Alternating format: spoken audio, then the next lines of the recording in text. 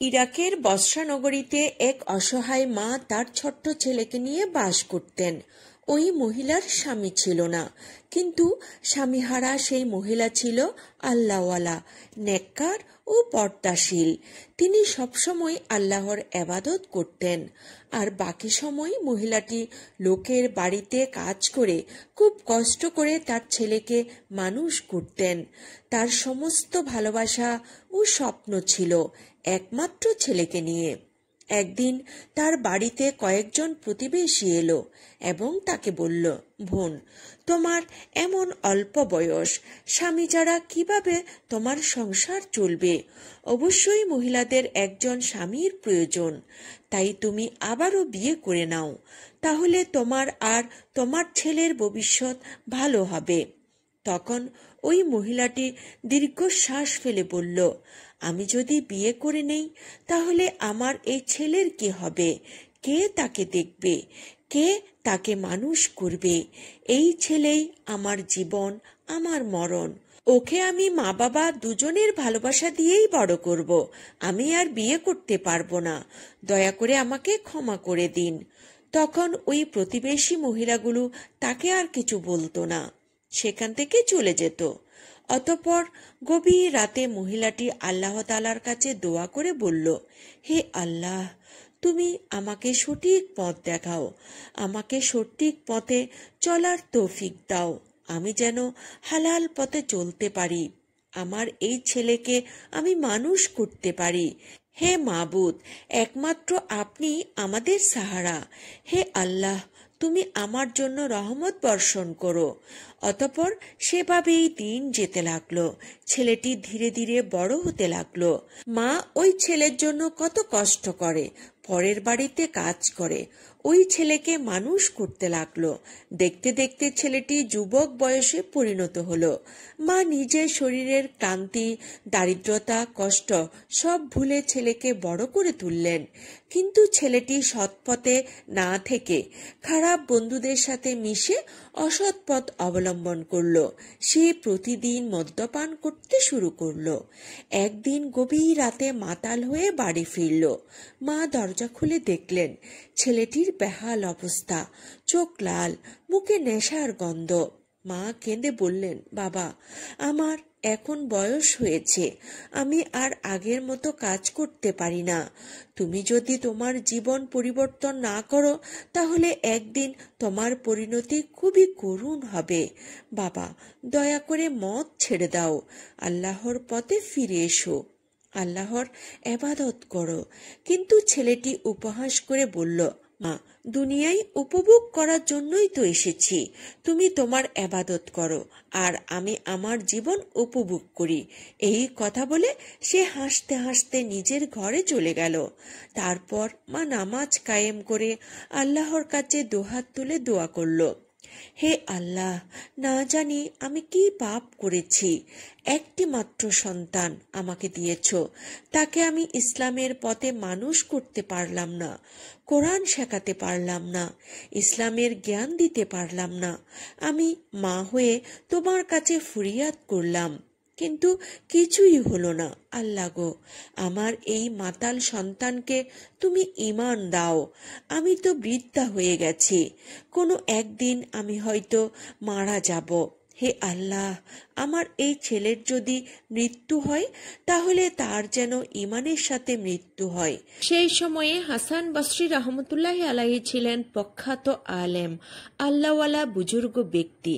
প্রতিদিন হাসান বসরি রহমতুল্লাহ আলাইহির কাছে হাজার হাজার মানুষ কোরআনের জ্ঞান নিতে আসত। হযরত হাসান বসরি রহমতুল্লাহ আলাইহি লোকদের উদ্দেশ্য করে বলতেন, ভাইয়েরা, তোমরা আল্লাহকে ভয় করো, সৎ পথে থাকো, তওবা করো, আল্লাহর পথে ফিরে এসো। আল্লাহ মহান, দয়ালু, আল্লাহ নিশ্চয়ই তোমাদের ক্ষমা করবেন। অতঃপর একদিন বৃদ্ধা মায়ের সেই ছেলেটি বন্ধুদের সঙ্গে গভীর রাতে মদ পান করল। মদ পান করে সবাই বাড়ি ফিরল।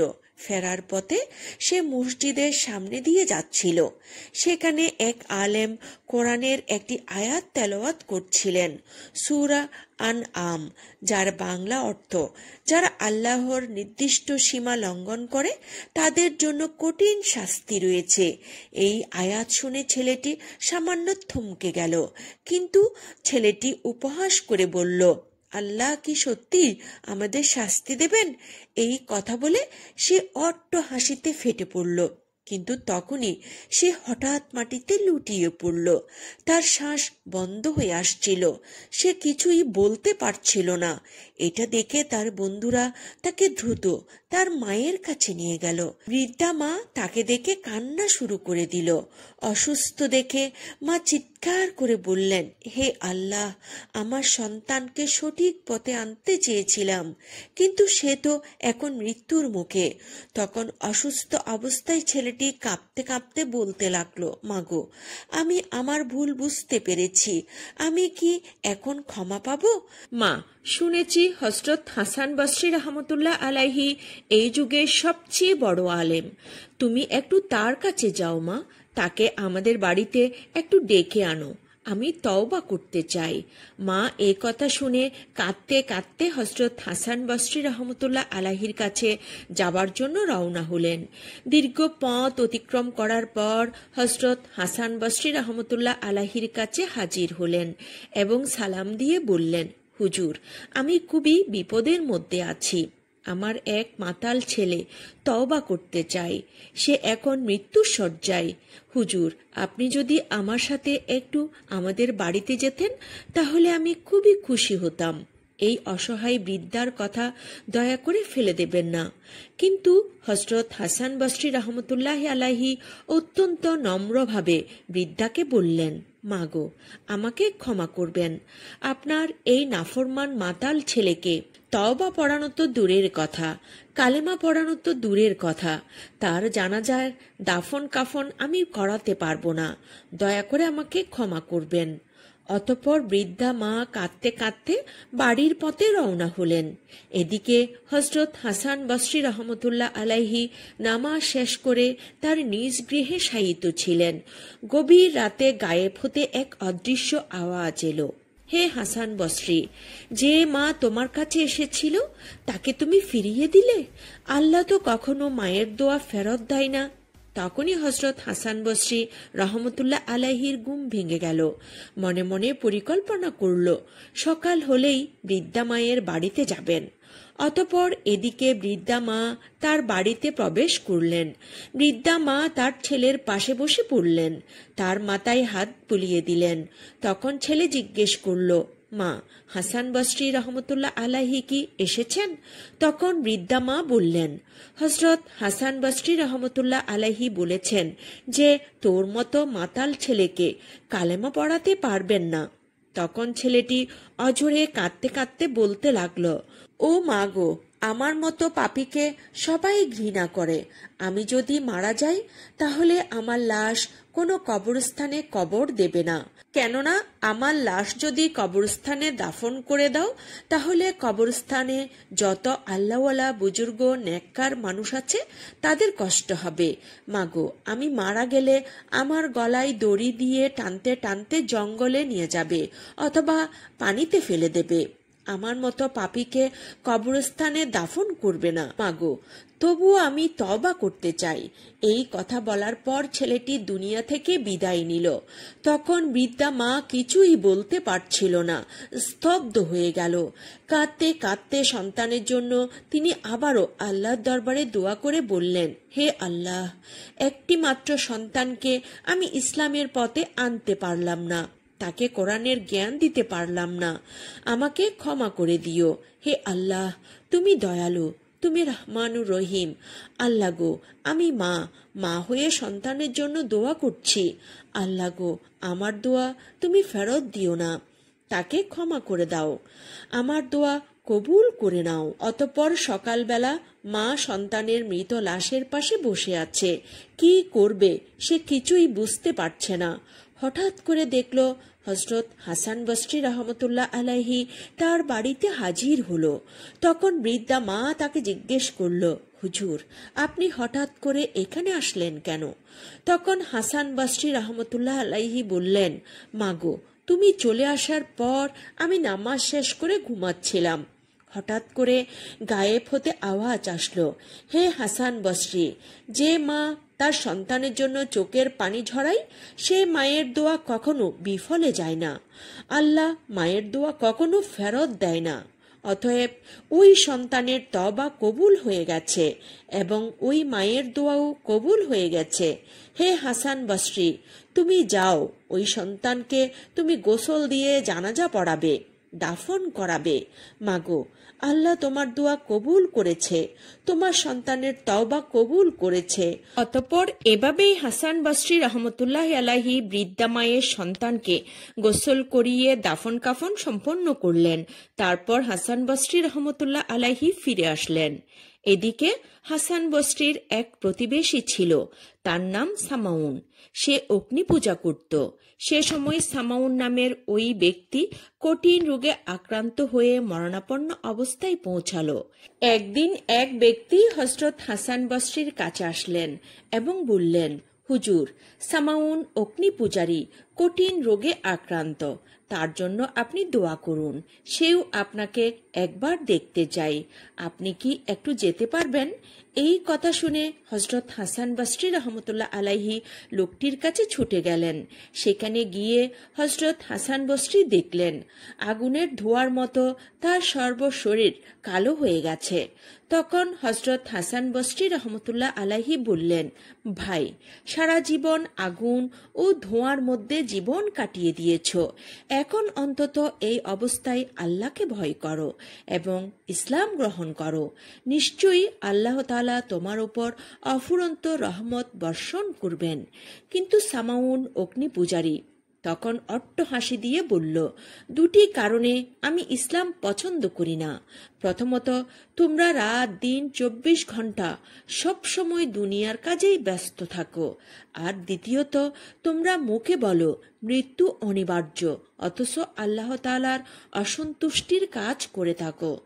তখন হযরত হাসান বসরি রহমতুল্লাহ আলাইহি বললেন, ভাই, তুমি বন্ধুর মতো সত্য কথাই বলেছ, কিন্তু সবাই তো এক নয়। কোন কোন মুসলমান সেরূপ করেছে, এটা সত্য, কিন্তু তুমি কি করছো? সৃষ্টিকর্তা সে মহান আল্লাহকে ভুলে তারই সৃষ্টি বস্তু অগ্নি পূজা করছো। এই অগ্নি পূজা করে তুমি তোমার জীবনের অমূল্য জীবন নষ্ট করছো। এই অগ্নি পূজা করে অমূল্য জীবন নষ্ট করছো কেন? তুমি 100 বছর যাবৎ অগ্নিকে নিজের মাবুদ বলে পূজা করছো। আমি তো কখনো অগ্নি পূজা করিনি, তবুও এই অগ্নি আমাকে কোনো কিছুই করতে পারবে না, এমনকি আমার একটি লোমও পোড়াতে পারবে না। চলুন আমরা দুজনেই এই অগ্নি দিয়ে পরীক্ষা করি। যদি এই অগ্নি আমাকে পড়াতে পারে, তাহলে আমি তোমার এই মাবুদকে সত্য বলে মেনে নেব।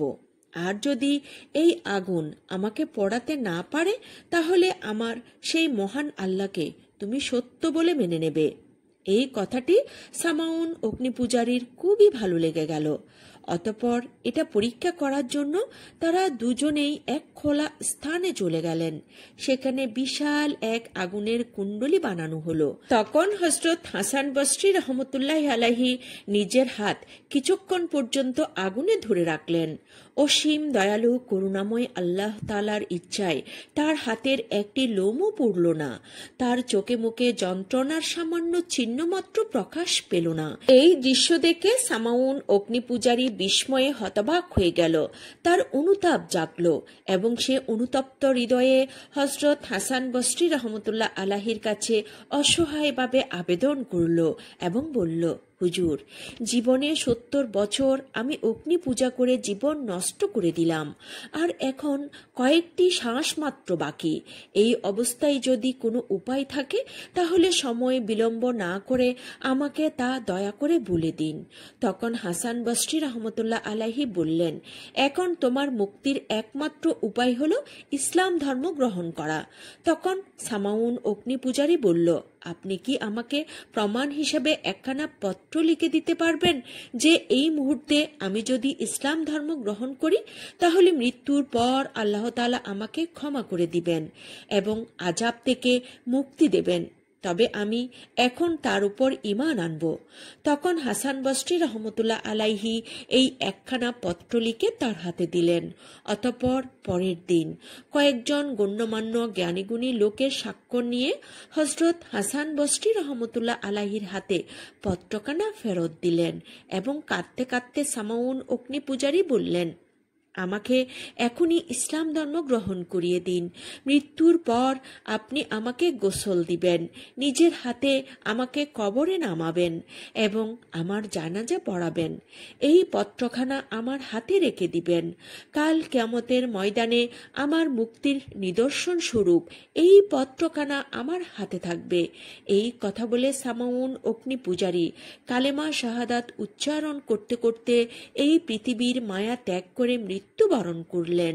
অতঃপর হযরত হাসান বসরি রহমতুল্লাহ আলাইহি সামাউন অগ্নি পূজারীর সব প্রতিশ্রুতি পালন করলেন এবং তিনি পরক্ষণে ভাবতে লাগলেন, আমি নিজেই পাপী, আর এই পাপীকে উদ্ধার করা আমার পক্ষে কি সম্ভব? নিজের মুক্তিরই তো নিশ্চয়তা নেই, আল্লাহ তাআলার অধিকারে কেনই বা আমি হাত দিলাম? এই চিন্তায় তিনি অস্বস্তি বোধ করতে লাগলেন।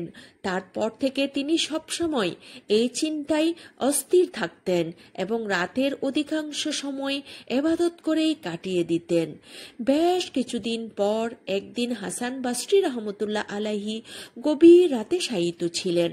হঠাৎ করেই তিনি স্বপ্নে দেখলেন সামাউন অগ্নি পূজারী অতি উজ্জ্বল একটি তাজ মাথায় করে ও মূল্যবান পোশাক সুসজ্জিত হয়ে হাসি মুখে জান্নাতে বিচরণ করছে এবং এদিকে ওদিকে হাঁটাহাঁটি করছে। তখন হাসান বসরি রহমতুল্লাহ আলাইহি সামাউন অগ্নি পূজারীকে জিজ্ঞেস করলেন, ভাই তুমি কেমন আছো? সামাউন অগ্নি পূজারী হাসি মুখে বললেন, ভাই কালেমার কারণে মহান আল্লাহ তাআলা আমার তওবা কবুল করেছেন এবং আমাকে বেহেশতে স্থান দিয়েছেন। অতঃপর একবার হযরত হাসান বসরি রহমতুল্লাহ আলাইহি কয়েকজন সঙ্গী সাথী সহ হজ করার জন্য রওনা হলেন। অনেক পথ অতিক্রম করার পর তাদের সকলের পিপাসায় ক্লান্ত হয়ে পড়েছিল। তখন হযরত হাসান বসরি রহমতুল্লাহ আলাইহি বললেন, ভাইয়েরা তোমরা একটু পানির সন্ধান করো, নয়তো এত পথ অতিক্রম করা সম্ভব হবে না। এই কথা শুনে কয়েকজন পানির সন্ধানে বেরিয়ে পড়ল। তারা দেখল রাস্তার পাশে একটি কূপ রয়েছে। সেখানে গিয়ে তারা দেখল কূপের একদম নিচে পানি রয়েছে, কিন্তু সেখানে দড়ি বলতে কিছুই ছিল না। এটা দেখে তারা সবাই হযরত হাসান বসরি রহমতুল্লাহ আলাইহির নিকট ফিরে আসলেন। তখন হযরত হাসান বসরি রহমতুল্লাহ আলাইহি জিজ্ঞেস করলেন, কি ব্যাপার, তোমরা পিপাসার জন্য একটু পানি আনতে পারোনি? তারা বলল, হুজুর পানি কূপের এত নিচে রয়েছে, সেখান থেকে আমাদের দ্বারা পানি তোলা সম্ভব নয়। তাছাড়া সেখানে পানি উপরে তোলার জন্য কোনো জিনিসই দেখতে পেলাম না। তখন হযরত হাসান বসরি রহমতুল্লাহ আলাইহি বললেন, আমি যখন নামাজ পড়ব সে অবস্থায় তোমরা কূপের কাছে যাবে।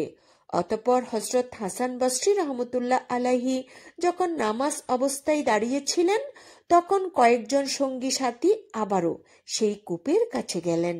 কূপের দিকে তাকাতেই তারা অবাক হয়ে গেল। তারা দেখল কূপটি একেবারে পানিতে পরিপূর্ণ হয়ে আছে। তখন তারা সবাই পেট ভরে পানি পান করল এবং কিছুটা কাছে রেখে দিল। যখন তারা হযরত হাসান বসরি রহমতুল্লাহ আলাইহির কাছে ফিরে আসলো তখন হাসান বসরি রহমতুল্লাহ আলাইহি তাদেরকে বললেন, তোমাদের ঈমান খুবই দুর্বল, তোমরা আল্লাহর উপর বিশ্বাস রাখো না, সেই কারণেই কূপের পানি একেবারে নিচে চলে গিয়েছিল। এই কথা শুনে তারা সবাই লজ্জিত হলো। তারা কেউ কিছু বলল না। অতঃপর তারা সেখান থেকে আবারও হজের উদ্দেশ্যে রওনা হলো। কিছু দূর যাওয়ার পর তারা আবারও ক্লান্ত হয়ে পড়ল। তখন রাস্তার পাশে কয়েকটা খেজুর গাছ দেখতে পেল। হযরত হাসান বসরি রহমতুল্লাহ আলাইহি বললেন, তোমরা ওই খেজুর গাছের নিচ থেকে কয়েকটি খেজুর কুড়িয়ে আনো। কয়েকজন সঙ্গী তার কথা মতো সেই খেজুর গাছের কাছে গেল এবং কয়েকটি খেজুর কুড়িয়ে নিল। হযরত হাসান বসরি রহমতুল্লাহ আলাইহি বললেন, তোমরা খেজুরগুলো খেয়ে খেজুরের আটিগুলো রেখে দেবে। তারা সবাই এই কথাটি অক্ষরে অক্ষরে পালন করল। রাতের বেলা তারা যখন বিশ্রাম করছিল তখন তারা দেখল ওই খেজুরের আটিগুলি সোনার মতো চিকচিক করছে। ভালো করে লক্ষ্য করে দেখল যে আটিগুলো সব সোনায় পরিবর্তিত হয়ে গেছে। অতঃপর পরের দিন তারা আবারও রওনা হলেন। মদিনায় পৌঁছে ওই আটিগুলি স্বর্ণকারের কাছে দেখালো। স্বর্ণকার বলল, এমন সোনা আপনারা কোথায় পেয়েছেন? এগুলো তো খাঁটি সোনা। কিন্তু তারা আর কিছুই বলল না। তারপর স্বর্ণকার তাদের মূল্য পরিশোধ করে দিলেন। অতঃপর সঠিক সময় মতো হজ পালন করল এবং হজ পালন করার পর তারা সবাই আবারও বাড়িতে ফিরে আসলেন।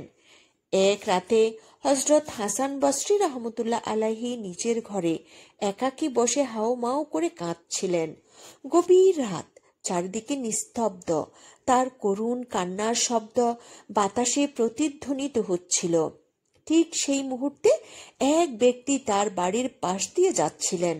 হঠাৎ কান্নার এমন হৃদয় বিদারক আওয়াজ শুনে তিনি থমকে দাঁড়ালেন। মনে হলো ভিতরে কেউ গভীর কষ্টে ভেঙে পড়েছে। সেই ব্যক্তি ধীরে ধীরে ঘরের ভেতরে প্রবেশ করলেন এবং বিস্ময়ে ভরা কণ্ঠে জিজ্ঞেস করলেন, হুজুর, আপনি এত জোরে কাঁদছেন কেন? কি এমন দুঃখ যে আপনাকে কাঁদাচ্ছে? তখন হযরত হাসান বসরি রহমতুল্লাহ আলাইহি অশ্রুসিক্ত চোখে তার দিকে তাকালেন। তারপর কাঁপা কণ্ঠে বললেন, ভাই, আমি জানি না, হয়তো আমি এমন কোনো গুনাহ করে ফেলেছি যা আল্লাহর অপছন্দ। হয়তো কোনো ভুল, কোনো পাপ আমার অজান্তেই হয়ে গেছে। আমি ভয় পাই যদি কিয়ামতের দিন আল্লাহ আমাকে বলেন, হাসান, তোমার কোনো আমলই আমার দরবারে গ্রহণযোগ্য নয়, আমার কাছে তোমার জন্য কোনো স্থান নেই, তাহলে আমার কি হবে? কোথায় আমি যাব? এই ভয়ে আমি কাঁদছি। সেই ব্যক্তিটি এই কথা শুনে স্তব্ধ হয়ে গেলেন। মনে মনে বলতে লাগলেন, একজন মহান আলেম, যিনি সারা জীবন এবাদতে কাটিয়েছেন, যার তাকওয়া ও সাধুতার জন্য গোটা শহর তাকে শ্রদ্ধা করে, তিনি যদি এভাবে কাঁদেন তাহলে সাধারণ মানুষের কি হবে? একবার বসরা নগরীতে অনাবৃষ্টির কারণে দীর্ঘদিন বৃষ্টি হয়নি। মাটি ফেটে চৌচির, শস্যক্ষেত মরে গেছে, নদী নালা শুকিয়ে গেছে, দুর্ভিক্ষ নেমে এসেছে নগর জুড়ে। একদিন একদল মানুষ হযরত হাসান বসরি রহমতুল্লাহ আলাইহির দরজায় এসে কাঁদতে কাঁদতে বললেন, হুজুর, আমরা কি করব? বৃষ্টি না হলে আমরা সবাই মারা যাব। দয়া করে আল্লাহর দরবারে দোয়া করুন যেন তিনি আমাদের জন্য বৃষ্টি বর্ষণ করেন। তখন হযরত হাসান বসরি রহমতুল্লাহ আলাইহি কিছু সময় নীরব থাকলেন। তারপর দুঃখ ভারাক্রান্ত কণ্ঠে বললেন, তোমরা যদি বৃষ্টি পেতে চাও তাহলে আমার মতো গুনাহগার মানুষকে শহর থেকে বের করে দাও। আমি মনে করি আমার পাপের কারণেই এই দুর্যোগ নেমে এসেছে। এই কথা শুনে সবাই অবাক হয়ে গেল। তারা কিছুই বুঝতে পারল না। যে ব্যক্তিটি সারা জীবন এবাদতে কাটিয়েছেন, যিনি রাতভর কাঁদেন, তিনি কিভাবে পাপী হতে পারেন? তারপর সেই রাতেই হযরত হাসান বসরি রহমতুল্লাহ আলাইহি একাকী এক নির্জন স্থানে চলে গেলেন। সেখানে গিয়ে দুহাত তুলে আল্লাহর দরবারে নম্র কণ্ঠে কাঁদতে কাঁদতে দোয়া করতে লাগলেন, হে আমার রব, আমি জানি আমি পাপী। আমার গুনাহের কারণে যদি তুমি বৃষ্টি বর্ষণ না করো তবে এই মানুষগুলো কি দোষ? ওরা তৃষ্ণার্ত, ওদেরকে তুমি রহমত দাও। হে পরওয়ারদিগার, তুমি যদি আমাকে ক্ষমা না করো তবে আমার কি হবে? তার চোখ দিয়ে টলটল করে অশ্রু ঝরছিল। সে রাতে তিনি এতটাই কাঁদলেন যে তার দাড়ি সম্পূর্ণ ভিজে গিয়েছিল। অতঃপর আল্লাহ রাব্বুল আলামিন তার দোয়া কবুল করলেন। রাত পেরিয়ে ভোর হতেই আকাশ কালো মেঘে ঢেকে গেল। এরপর এমন প্রবল বৃষ্টি নামল যে পুরা বসরা নগরী জুড়ে আনন্দের বন্যা বয়ে গেল। মানুষ দৌড়ে বের হয়ে আসলো, হাত তুলে বলল, সুবহানাল্লাহ, আল্লাহ আমাদের দোয়া কবুল করেছেন। হযরত হাসান বসরি রহমতুল্লাহ আলাইহির আল্লাহর প্রতি ভীতি এতটাই গভীর ছিল যে তাকে দেখলে মনে হতো তিনি যেন কোনো অপরাধী যাকে ফাঁসির মঞ্চে তোলা হচ্ছে। তার চোখে সবসময় অশ্রু, তার মনে সবসময় ভয় ছিল, সবসময় ভাবত, কি জবাব দেব আমি আল্লাহর দরবারে। তিনি ছিলেন সে যুগের অন্যতম বিখ্যাত আলেম, একজন ওলি, অথচ কখনো তাকে হাসতে দেখা যায়নি। সারা জীবন তিনি আল্লাহর প্রেমে কাঁদতেন, এবাদতে মগ্ন থাকতেন আর ভাবতেন, আমার আমল কি কবুল হবে? এই গল্প আমাদের জন্য বড় শিক্ষা। যদি হাসান বসরি রহমতুল্লাহ আলাইহির মতো আল্লাহওয়ালা ওলি এতটা ভয় পান, তবে আমাদের কি অবস্থা হবে? আমরা কি আল্লাহর দরবারে নিজেকে উপস্থাপন করার জন্য প্রস্তুত? এই প্রশ্নের উত্তর আমাদের প্রত্যেকের হৃদয়ে প্রতিধ্বনি হওয়া উচিত। হে আল্লাহ, আমাদের অন্তরে তোমার ভয় দাও, আমাদের আমল কবুল করো, আমাদের সহজ সরল রাস্তায় চালাও। প্রিয় নবী হযরত মুহাম্মদ সাল্লাল্লাহু আলাইহি ওয়াসাল্লামের দেখানো পথে চালিত করো এবং আমাদের সকলকে ক্ষমা করে দাও। আল্লাহ রাব্বুল আলামিন যেন আমাদের সকলকে ক্ষমা করে দেন। আমরা সকলেই বলি আমিন। বন্ধুরা, এই ছিল আমাদের আজকের ভিডিও। আমি ইসলামের ইতিহাস আর ঐতিহ্য জানতে এবং আপনাদেরকে জানাতে চেষ্টা করি এবং আরও চেষ্টা করি সর্বদা সত্য ইতিহাসগুলো আপনাদের সামনে তুলে ধরতে। তারপরেও আমার ভুল ত্রুটি থাকতেই পারে। বড় ধরনের কোনো ভুল যদি আপনাদের দৃষ্টিগোচর হয়, অনুগ্রহ করে কমেন্টের মাধ্যমে জানিয়ে দিলে কৃতজ্ঞ থাকব। আর ছোটখাটো ভুলগুলোকে ক্ষমা সুন্দর দৃষ্টিতে দেখলে অনুপ্রাণিত হব। যদি ভালো লাগে একটি লাইক দিতে পারেন, প্রচারের স্বার্থে আলোচনাটি শেয়ার করতে পারেন এবং নিয়মিত এ ধরনের ভিডিও পেতে অনুগ্রহ করে চ্যানেলটি সাবস্ক্রাইব করতে পারেন। সবাই ভালো থাকুন, সুস্থ থাকুন, নিরাপদে থাকুন। আসসালামু আলাইকুম ওয়া রাহমাতুল্লাহি ওয়া বারাকাতুহু। হযরত দাউদ আলাইহিস সালাম ছিলেন একজন ন্যায়পরায়ণ বাদশা। পৃথিবীর 2/3 তারই রাজত্বের অন্তর্ভুক্ত ছিল। আল্লাহ তাআলা দাউদ আলাইহিস সালামকে অনেক অলৌকিক ক্ষমতা, বিপুল ধন সম্পদ এবং সুমধুর কণ্ঠ দান করেছিলেন। একবার হযরত দাউদ আলাইহিস সালাম সমুদ্রের তীরে বসে আল্লাহর ইবাদতে মগ্ন ছিলেন। যখন তিনি তার সুমধুর কণ্ঠ দিয়ে জাবুর কিতাব তেলাওয়াত করত, তখন সমুদ্রের মাছ এবং বনের জীবজন্তু, পাহাড় পর্বত, এমনকি পাখিরাও সেই স্থানে এসে মনোমুগ্ধ হয়ে জাবুর কিতাব তেলাওয়াত শুনত। হযরত দাউদ আলাইহিস সালামের সুমধুর কণ্ঠের তেলাওয়াতের আওয়াজ 40 মাইল পর্যন্ত পৌঁছাত। সেই যুগে সমুদ্র তীরবর্তী স্থানে একদল বনি ইসরায়েলের লোক বসবাস করত। তাদের পেশা ছিল মাছ ধরা। তারা সমুদ্র থেকে প্রতিদিন মাছ ধরে জীবিকা নির্বাহ করত।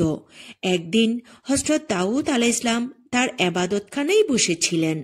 তখন আল্লাহ রাব্বুল আলামিন এক গায়েবী আওয়াজের মাধ্যমে তাকে জানিয়ে দিলেন, হে দাউদ, তুমি তোমার উম্মতকে বলে দিও তারা যেন শনিবার দিন ব্যবসা বাণিজ্য বন্ধ করে, আল্লাহর ইবাদত করে এবং মাছ ধরা থেকে বিরত থাকে, কেননা ওই দিন তোমাদের জুম্মার দিন, অর্থাৎ ইবাদতের দিন হিসেবে আমি ঘোষণা করেছি।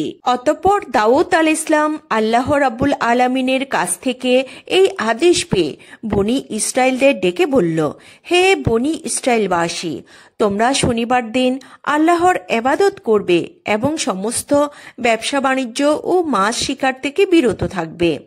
মহান আল্লাহ রাব্বুল আলামিনকে ভয় করো এবং আল্লাহর কথা মেনে চলো, তাহলে তোমাদের কল্যাণ হবে। এই কথা বলে হযরত দাউদ আলাইহিস সালাম সেখান থেকে চলে গেলেন। দেশের অধিকাংশ মানুষ হযরত দাউদ আলাইহিস সালামের উপদেশ যথাযথভাবে পালন করত, শরীয়তের আইন মেনে চলত এবং দেশের আইনের প্রতি শ্রদ্ধা রাখত। কিন্তু সমুদ্রের নিকটবর্তী স্থানের একদল বনি ইসরায়েলের লোক, তারা প্রথম দিকে শরীয়তের আইন মেনে চলত, কিন্তু পরবর্তীকালে বিভিন্ন চালাকি পন্থা অবলম্বন করল। শনিবার দিন আল্লাহর ইবাদত করার জন্য সবাই দলে দলে চলে গেল, কিন্তু বনি ইসরায়েলের কিছু সংখ্যক লোক ইবাদতখানায় না গিয়ে লুকিয়ে লুকিয়ে সমুদ্রের তীরে গিয়ে হাজির হলো। তারা দেখল শনিবার দিন সমুদ্রের তীরে প্রচুর পরিমাণে মাছ এসে আপনা আপনি ডাঙ্গায় উঠে পড়েছে। এটা দেখে তাদের মনে মাছ ধরার লালসা জেগে উঠল। তারা বলতে লাগলো, সপ্তাহের আর কোনো দিনই এমন মাছ দেখা যায় না, তাই শনিবার দিন আমাদের মাছ ধরা উচিত, তাহলে সপ্তাহের আর কোনো দিন মাছ ধরার দরকার হবে না। তখন অপর একজন বলল, কিন্তু কিভাবে?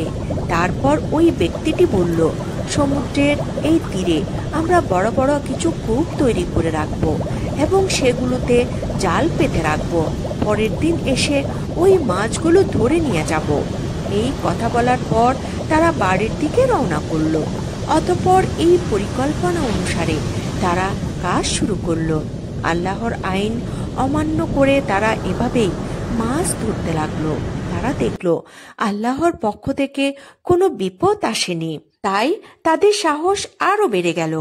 এরপর অনেক দিন এভাবেই মাছ ধরে তারা প্রচুর ধন সম্পদের মালিক হয়ে গেল। অপরদিকে এই বংশের অনেক লোক ছিল, তারা শরীয়তের আইন মেনে চলত, মহান আল্লাহ রাব্বুল আলামিনকে ভয় করে চলত। এই তারা সকলেই একদিন ওই লোকগুলির নিকট গিয়ে হাজির হলো এবং বলল, প্রিয় ভাইয়েরা, আপনারা শনিবারে মাছ ধরা বন্ধ করুন, কেননা আল্লাহ তাআলা এই দিনটিকে ইবাদতের জন্য নির্ধারণ করে রেখেছেন। এই হুকুম অমান্য করলে আপনাদের বিপদ নেমে আসতে পারে। তখন ওই দলের একজন নেতা তাদেরকে ঠাট্টা বিদ্রূপ করে বলল, শরীয়তের সঙ্গে মাছ ধরার কি সম্পর্ক? এই ধরনের আদেশ কোনো নবীর জামানায় দেখা যায়নি। এই কথার কোনো যুক্তি নেই, অতএব এই হুকুম আমরা মানতে পারবো না।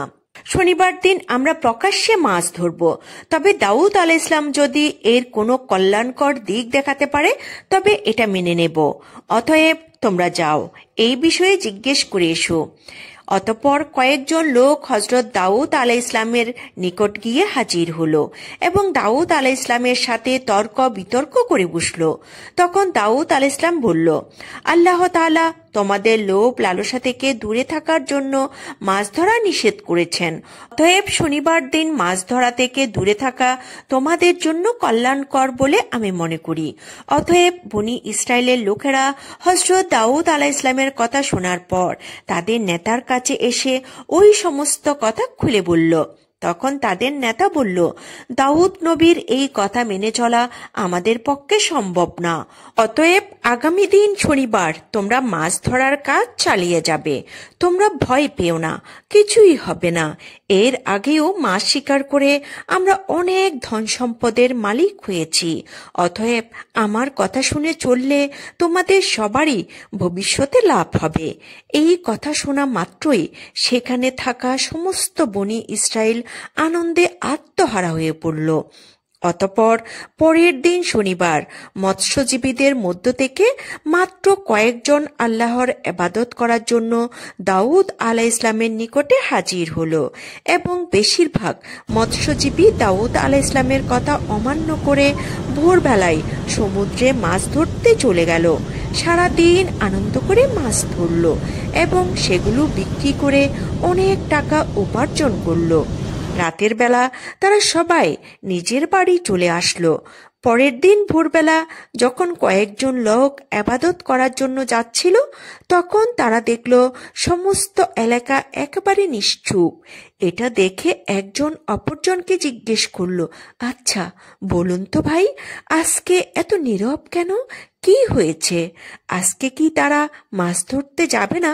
তখন অপর ব্যক্তিটি বলল, আমিও তো কিছুই বুঝতে পারছি না। অন্যান্য দিন সকালবেলা জেলেরা হইচই করে মাছ ধরতে যায়, এত নিস্তব্ধতা কখনোই দেখা যায়নি। চলুন আমরা সেখানে গিয়ে দেখি। এই বলে তারা সবাই পাশের বাড়ির ভেতরে চলে গেল। সেখানে গিয়ে তারা যা দেখল তাদের যেন শ্বাস বন্ধ হয়ে গেল। তারা দেখল একদল বড় বড় বাঁদর মাটিতে পড়ে গড়াচ্ছে। ওই লোকগুলোকে দেখা মাত্রই বাঁদরগুলো তাদের পায়ের কাছে এসে হাউ মাউ করে কাঁদতে শুরু করলো।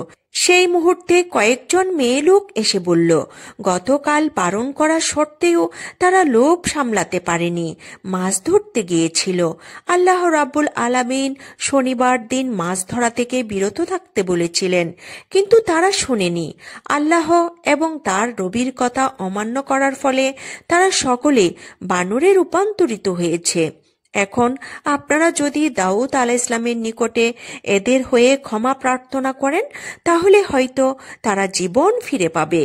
তখন ওই লোকগুলি বলল, সময় থাকতে তারা এই বিষয়গুলো খেয়াল করেনি, আমাদের তো কিছুই করার নেই।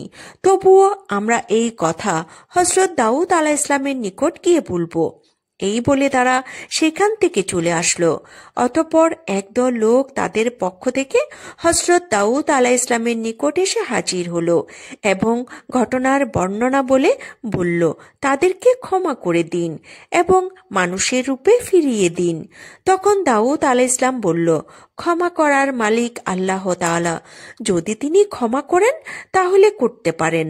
অনেক তাফসীর কারকদের বর্ণনা অনুযায়ী ওই বানরগুলো মাত্র 3 দিন বেঁচে ছিল, তারপরে এই জাতি ধ্বংস হয়ে যায়। আর যারা আল্লাহকে ভয় করেছিল এবং দাউদ আলাইহিসসালামের কথা মেনে চলত তাদের কিছুই হয়নি। অতঃপর তারা সুখে শান্তিতে বসবাস করতে লাগলো। একদিন বনি ইসরায়েলের কয়েকজন লোক হযরত দাউদ আলাইহিসসালামের নিকটে হাজির হয়ে বলল, হে নবী, আমাদেরকে কিয়ামতের কিছু আলামত দেখান যাতে আমাদের ঈমান আরো মজবুত হয়। তখন হযরত দাউদ আলাইহিসসালাম বলল, 4 দিন পর তোমরা মক্তবের সামনে ময়দানে এসো, তাহলে কিয়ামতের কিছু আলামত দেখতে পাবে। এই কথা বলে তাদেরকে বিদায় দিলেন। সেই যুগে বনি ইসরায়েলদের মধ্যে একজন ধনী ব্যক্তি ছিল। তার সম্পদের অভাব ছিল না। তার একটি শখের গরু ছিল। গরুটির চেহারা খুব সুন্দর ছিল। সবসময় গরুটিকে সোনা রূপা দিয়ে সাজিয়ে রাখত। কেউ দেখলে গরুটির থেকে চোখ ফেরাতে পারত না এবং গরুটিকে মাঠে মুক্তভাবে ছেড়ে দিত। সারা দিন মাঠে চড়ত এবং রাতের বেলা গরুটি এসে ওই ধনী ব্যক্তির বাড়িতে শুয়ে পড়ত। হঠাৎ একদিন ওই গরুটি নিখোঁজ হয়ে গেল। ওই ধনী ব্যক্তিটি তার গরুটিকে খোঁজার জন্য বিভিন্ন জায়গায় তার লোকজন পাঠিয়ে দিল।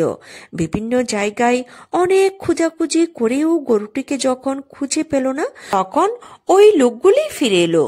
তখন ধনী ব্যক্তিটি বলল যে যে ব্যক্তি এই গরুটিকে খুঁজে আনতে পারবে তাকে 100টি স্বর্ণমুদ্রা পুরস্কার দেওয়া হবে। এই ঘোষণা করার পর দেশের বিভিন্ন জায়গায় অনেক লোক গরুটিকে খোঁজার জন্য ব্যস্ত হয়ে পড়ল। সেই যুগে বনি ইসরায়েলদের মধ্যে অনেক নেককার এবং আল্লাহওয়ালা অনেক বুজুর্গ লোক ছিল। তাদের মধ্যে একজন নেককার বুজুর্গ মহিলা ছিল। তিনি ছিলেন অত্যন্ত ধর্মপরায়ণা নারী। দিন রাত আল্লাহর ইবাদতে মগ্ন থাকত। ওই বুজুর্গ মহিলা এবং তার একমাত্র ছেলে জঙ্গলের মাঝে একটি ছোট্ট ঘর বানিয়ে বসবাস করত।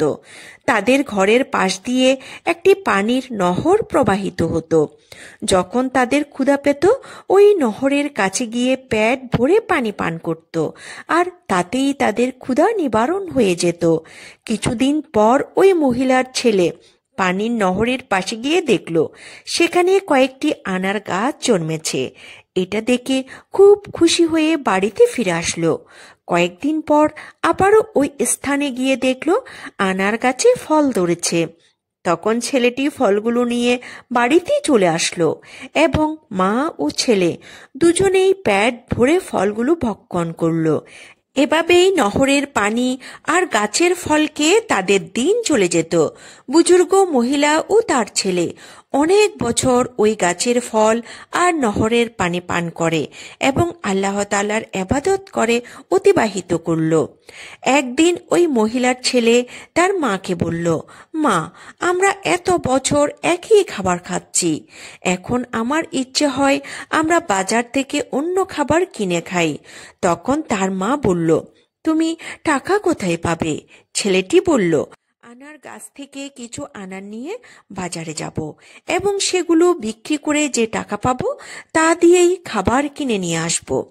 তখন তার মা বলল, শোনো বাবা, মহান আল্লাহ তাআলা সন্তুষ্ট হয়ে যেই খাবার আমাদের দিচ্ছে তার উপর আমাদের খুশি থাকা উচিত। অতিরিক্ত কিছু চিন্তা করা আমাদের জন্য উচিত হবে না। আমাদের নতুন কোনো খাবারের দরকার নেই। মায়ের এমন কথা শুনে ছেলেটি সন্তুষ্ট হলো না, বারে বারে একই কথা বলতে লাগলো। তখন তার মা বিরক্ত হয়ে বলল, তোমার যা ইচ্ছা তাই করো। অতঃপর পরের দিন ওই মহিলার ছেলে আনার গাছ থেকে কিছু ফল নিয়ে বাজারে গেল। ফলগুলো বিক্রি করে যে টাকা পেল সেটা দিয়েই অনেক খাবার কিনে বাড়িতে ফিরে আসলো। তার মা খাবারগুলো দেখে কোনো খাবারই ভক্ষণ করলো না। ছেলেটি বলল, শোনো মা, তুমি যদি কোনো কিছু না খাও তাহলে আমিও খাবো না। তখন বাধ্য হয়ে তার মা কিছু খাবার ভক্ষণ করলো। অতঃপর এভাবেই সেদিন অতিবাহিত হলো। পরের দিন সকালবেলা ওই বুজুর্গ মহিলার ছেলে আনার গাছের সামনে গিয়ে দেখল আনার গাছে কোনো ফল ধরেনি। এটা দেখে ছেলেটি হতাশ হয়ে বাড়িতে ফিরে আসলো এবং তার মাকে বলল, মা, হঠাৎ করে আজকে থেকে দেখছি আনার গাছে কোনো ফল ধরেনি। ছেলের এমন কথা শুনে তার মা আর কিছুই বলল না। অতঃপর এভাবেই 3 দিন অতিবাহিত হয়ে গেল, কিন্তু গাছে কোনো ফল এলো না। অবশেষে তারা খুবই ক্ষুধার্ত হয়ে পড়ল। অতঃপর মা ও ছেলে দুশ্চিন্তায় এদিকে ওদিকে ঘোরাঘুরি করতে লাগলো। এমন একটি সময়ে তারা দেখল একটি সুন্দর স্বাস্থ্যবান গরু তাদের বাড়ির সামনে দাঁড়িয়ে আছে। এটা দেখে মা ও ছেলে তাড়াতাড়ি তাদের বাড়ির সামনে আসলো। আল্লাহর হুকুমে তখন গরুটি কথা বলতে শুরু করলো। গরুটি বলতে লাগলো, আপনারা আমাকে জবাই করে আমার গোশত ভক্ষণ করুন। আল্লাহ তাআলা আমার গোশত আপনাদের জন্য হালাল করেছেন, অতএব হালাল গোশত খেতে আপনাদের আপত্তি থাকা উচিত নয়। গরুর মুখে এমন কথা শুনে মা ও ছেলেটি খুবই দুশ্চিন্তায় পড়ে গেল। তখন ওই বুজুর্গ মহিলা বলল, জানি না এই গরুটি কার, কোথা থেকে আসলো, আর এই গরুর গোশত খেয়ে আমরা কোনো বিপদে না পড়ি। তখন ছেলেটি বলল, গরু নিজেই বলছে সে আমাদের জন্য হালাল, অতএব কোনো অপরাধ হলে তা হবে গরুর, আমাদের হবে না। মা, এই গরুটি জবাই করে আমরা গোশত খেয়ে ক্ষুধা নিবারণ করি। এ সবই আল্লাহর ইচ্ছা। আল্লাহ তাআলা এই ফল বন্ধ করে হয়তো আমাদের জন্য এই গরুটি পাঠিয়ে দিয়েছে। বুজুর্গ মহিলাটি ছেলের কথায় শেষ পর্যন্ত রাজি হয়ে গেল। অতঃপর গরুটি জবাই করার জন্য গরুটির কাছে এলো। গরুটি তার ঘাড় মাটির সাথে মিশিয়ে দিল। তখন ছেলেটি একাই গরুটিকে জবাই করল। অতঃপর সমস্ত কাজ সম্পূর্ণ করল। অবশেষে গরুর গোশতগুলো কাবাব করে তারা ভক্ষণ করল এবং কিছুটা পরের দিনের জন্য রেখে দিল। এদিকে বনি ইসরায়েলের সেই ধনী ব্যক্তিটি একজন মহিলাকে তার গরু খোঁজার জন্য বাড়ি বাড়ি গিয়ে তল্লাশি করার জন্য নির্দেশ দিল।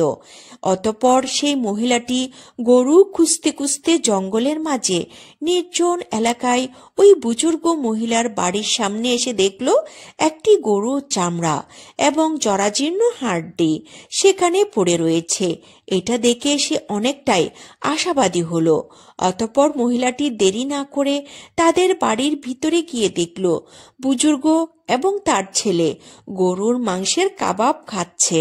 এটা দেখে ওই মহিলাটি বলল, আমি খুবই ক্ষুধার্ত, আপনারা আমাকে কিছু কাবাব খেতে দিন।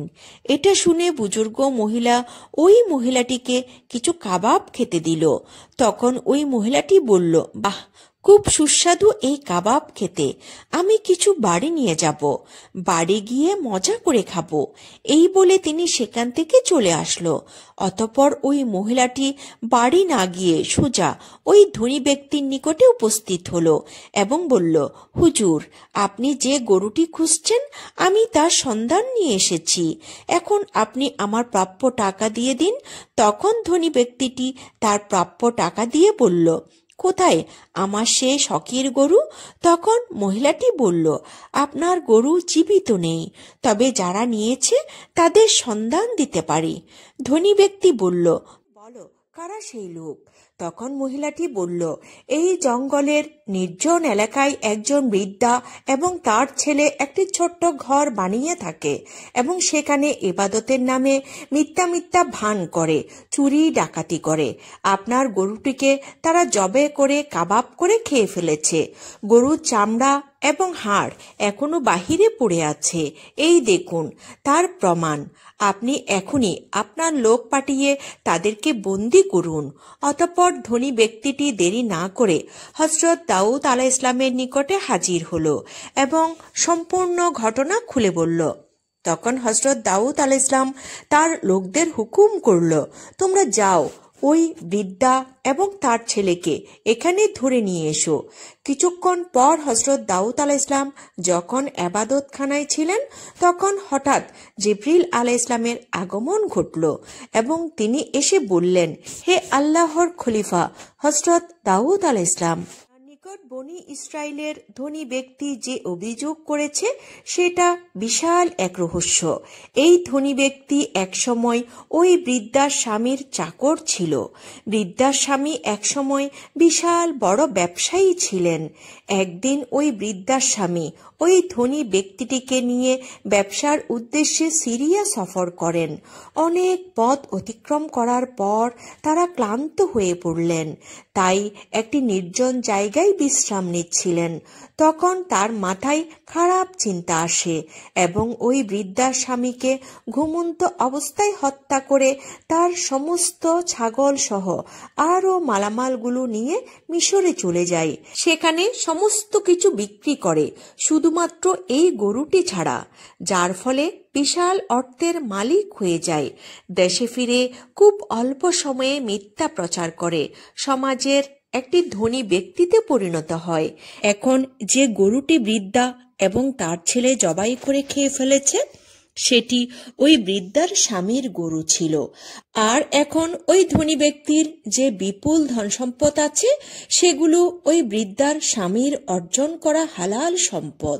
অতএব এই ঘটনাকে সম্মুখে রেখে আপনি ন্যায় বিচার করবেন। এই কথা বলে হযরত জিবরাইল আলাইহিসসালাম সেখান থেকে বিদায় নিলেন। কিছুক্ষণ পর হযরত দাউদ আলাইহিসসালামের লোকজন ওই বৃদ্ধা এবং তার ছেলেকে তার দরবারে নিয়ে হাজির হলো।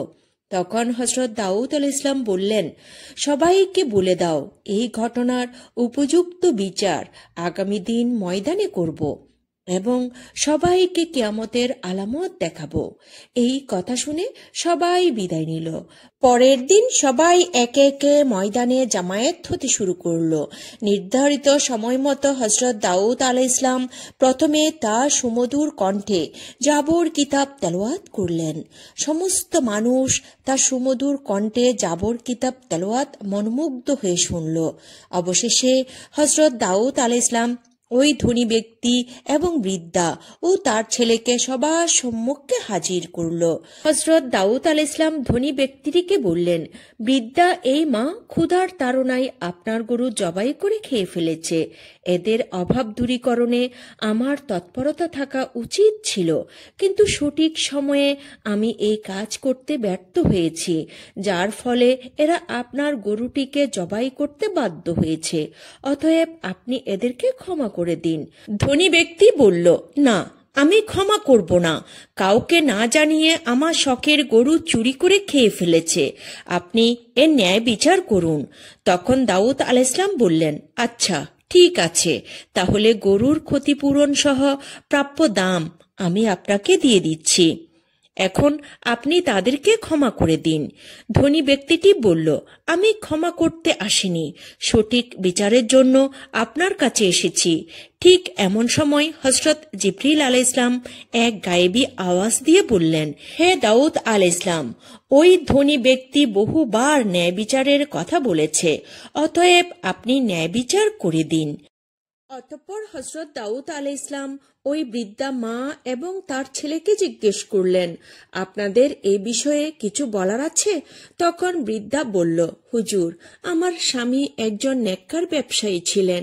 তিনি চিরদিন ব্যবসার অর্ধেক লাভের টাকা গরিব দুঃখীদের দান করতেন, কিন্তু একদিন ব্যবসার উদ্দেশ্যে সিরিয়া যাত্রা করেন। তারপর থেকে আর কখনোই ফিরে আসেনি। আমি তখন আমার একমাত্র ছোট ছেলেকে নিয়ে খুবই চিন্তিত হয়ে পড়ি। আমার সমস্ত ধন সম্পদ দুষ্টু লোকেরা নিয়ে নিয়েছে, ফলে আমাকে অনেক দিন ক্ষুধায় দিন কাটাতে হয়েছে। আমি এই কষ্ট সহ্য করতে না পেরে এক জঙ্গলের মাঝে নির্জন জায়গায় গিয়ে আল্লাহর ইবাদতে মগ্ন হয়ে পড়ি। সেখানে নহরের পানি এবং গাছের ফলকে অনেক বছর কাটিয়ে দিয়েছি। এভাবে মহান আল্লাহ তাআলা আমাদের রিজিকের ব্যবস্থা করে দিয়েছিলেন। একদিন আমার ছেলে ওই গাছের ফল খেতে রাজি হলো না। বাজারে গিয়ে কিছু নতুন খাবার কিনে আনলো। তারপর দিন থেকে ওই গাছে আর ফল ধরে না। অবশেষে আমি এবং আমার ছেলে ক্ষুধায় কাতর হয়ে পড়েছিলাম। ঠিক তখনই কোথা থেকে যেন এই গরু আমাদের বাড়ির সামনে এসে আল্লাহর হুকুমে মানুষের মতো কথা বলতে লাগলো। সে বলল, আমি তোমাদের জন্য হালাল, অতএব তোমরা ক্ষুধায় কষ্ট পাচ্ছ কেন? আমাকে জবাই করে আমার মাংস খেয়ে ক্ষুধা নিবারণ করো। এই কথা শুনে আমরা গরুটি জবাই করে তার মাংস কাবাব করে খেয়ে ফেলেছি। এখন আপনি যে বিচার করবেন তা আমরা মাথা পেতে নেব। তখন হযরত দাউদ আলাইহিসসালাম তাদের কথা শুনে সবার মাঝে তাদের বিচার শুরু করল। তিনি ওই ধনী ব্যক্তিকে বলল, হে গরুর দাবিদার, আপনি একজন ধনী ব্যক্তি, কিন্তু এই সম্পদের মালিক আপনি না। আপনি এই ধন সম্পদ লুট করেছেন। আপনি এই বৃদ্ধার স্বামীকে হত্যা করে তার সমস্ত ধন সম্পত্তির মালিক হয়েছেন।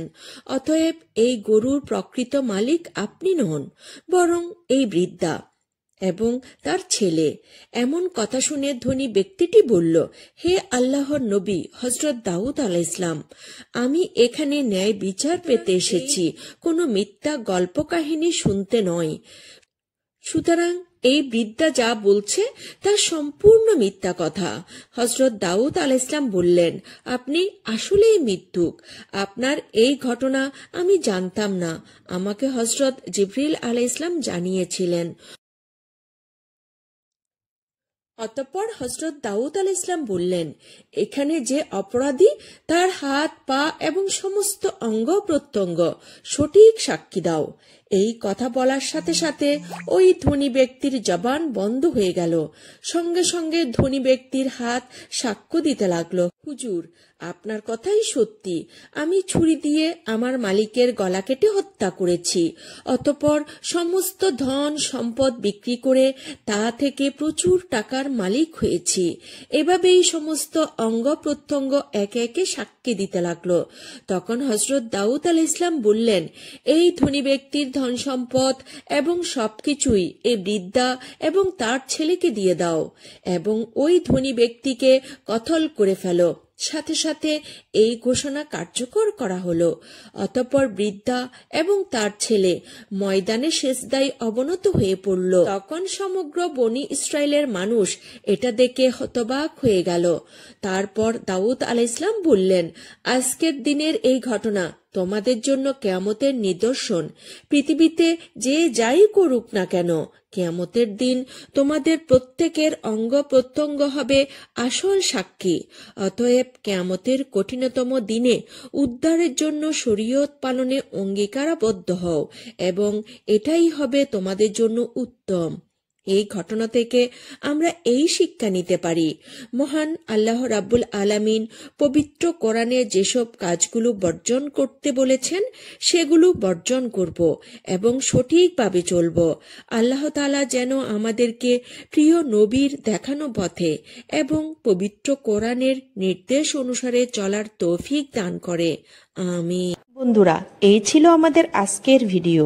আমি ইসলামের ইতিহাস আর ঐতিহ্য জানতে এবং আপনাদেরকে জানাতে চেষ্টা করি এবং আরও চেষ্টা করি সর্বদা সত্য ইতিহাসগুলো আপনাদের সামনে তুলে ধরতে। তারপরেও আমার ভুল ত্রুটি থাকতেই পারে।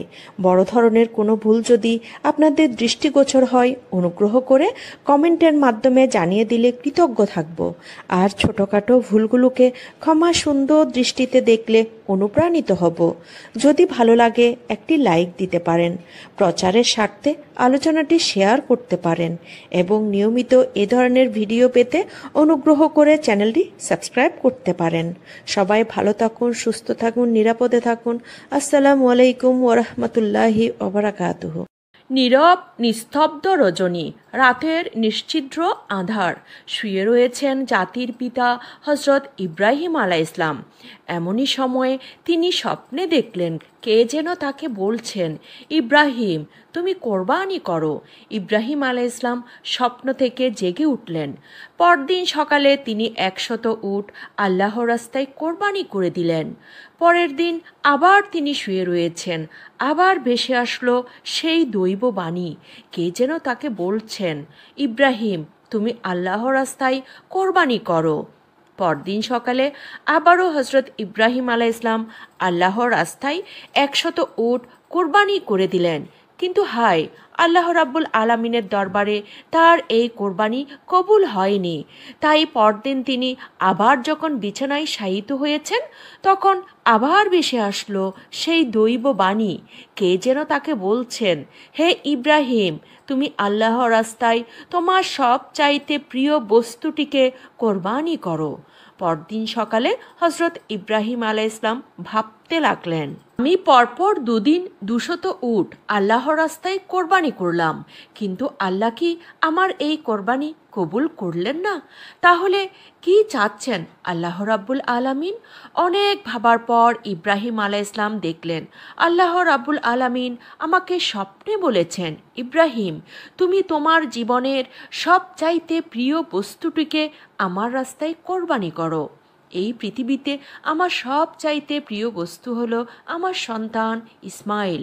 হজরত ইব্রাহিম আলাইহিসসালামের বয়স যখন 86 বছর ছিল, তখন হজরত ইসমাইল আলাইহিসসালামের জন্ম হয়েছিল। তাই ইব্রাহিম আলাইহিসসালামের সবচাইতে প্রাণের ও মহব্বতের সন্তান ছিল ইসমাইল।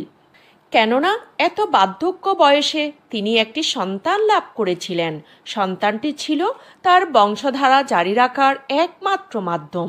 কিন্তু আল্লাহ রাব্বুল আলামিন যখন তাকেই প্রিয় সন্তানটি কোরবানি করার জন্য আদেশ দিলেন, ইব্রাহিম আলাইহিসসালাম মনে মনে দৃঢ় সংকল্প করে বললেন, এটাই যদি আল্লাহর অভিপ্রায় হয় যে আমার ছেলেকে তার রাস্তায় কোরবানি করতে হবে, তাহলে আমি পিছপা হব না। আল্লাহর মহব্বত ও ভালোবাসা পাওয়ার পথে দুনিয়ার কোনো কিছুই আমার জন্য বাধা হয়ে দাঁড়াতে পারবে না। এরপরে আল্লাহর নবী হজরত ইব্রাহিম আলাইহিসসালাম তার একমাত্র পুত্র ইসমাইলকে আল্লাহর রাস্তায় কোরবানি করার জন্য দৃঢ় সংকল্প করেন। যেই ভাবা সেই কাজ। ইব্রাহিম আলাইহিসসালাম তার সন্তান ইসমাইলকে ডেকে বললেন, ও হে বৎস, তুমি গোসল করে সুন্দর সুসজ্জিত কাপড় পরে তৈরি হয়ে নাও, আমি তোমাকে নিয়ে একটি দাওয়াতে যাব। শিশু ইসমাইল আলাইহিসসালাম ছোটবেলা থেকেই আত্মীয় স্বজন ও পিতার মহব্বত ছাড়াই লালিত পালিত হয়েছিলেন। ছোটবেলা থেকেই পিতামাতার সঙ্গে ছিল না। যখন বালক ইসমাইল আলাইহিসসালাম শুনলেন পিতা তাকে নিয়ে এক জায়গায় দাওয়াতে যাবেন, তখন বালক ইসমাইলের মন আনন্দে নেচে উঠল। তখন তিনি মাতা হাজেরার কাছে গিয়ে বললেন, আম্মা জান, আপনি কি শুনেছেন? আব্বাজান আমাকে বলেছে আমাকে নিয়ে তিনি নাকি এক জায়গায় দাওয়াত খেতে যাবে। আম্মা যান, আপনি দ্রুত আমাকে গোসল করিয়ে দিয়ে আর উত্তম পোশাকে সজ্জিত করে দিন। আমি আব্বার সাথে দাওয়াত খেতে যাব।